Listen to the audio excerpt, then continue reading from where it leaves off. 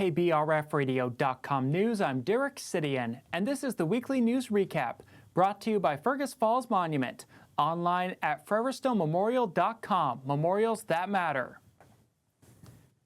The Ottertail County Sheriff's Office is investigating a break-in at a bar in Rothsay. At around 5:10 Monday morning, the deputies received a report of a burglary in progress located at the Rothsay Powerhouse. Members of the Ottertail County Sheriff's Office and the Wilkin County Sheriff's Office responded and were unable to locate the suspects.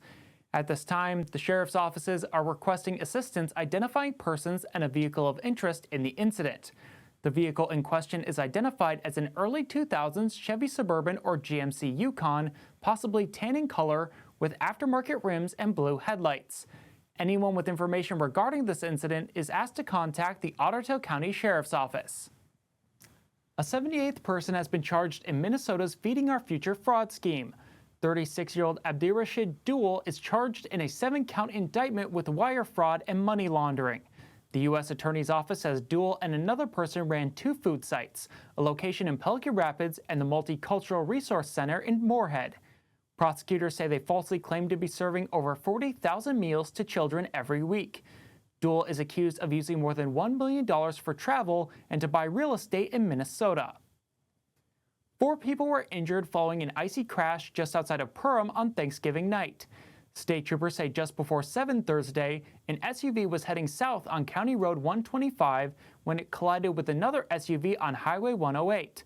The official State Patrol report says that both drivers, a 23-year-old woman from Wahpeton and a 35-year-old man from Dent, were transported to Purim Health for treatment of non-life-threatening injuries, and the Dent man's passengers, a 42-year-old woman and a 15-year-old girl, suffered minor injuries but were not transported from the scene.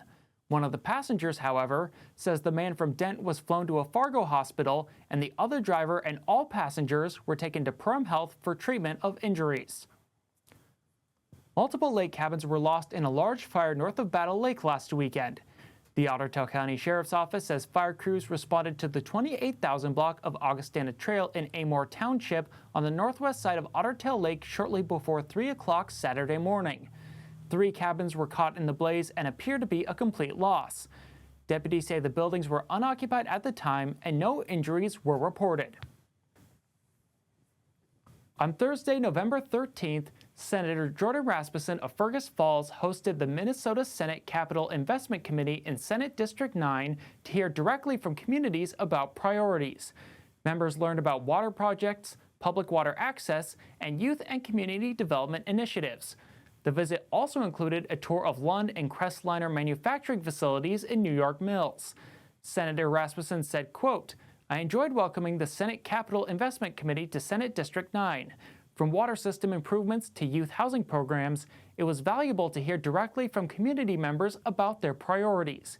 These conversations help ensure state resources are focused on the region's most pressing needs."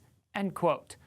Minnesota lawmakers will convene February 17th to begin the legislative session and consider a state bonding bill to fund infrastructure and community projects. This has been the Weekly News Recap, brought to you by Fergus Falls Monument, online at foreverstonmemorial.com, memorials that matter.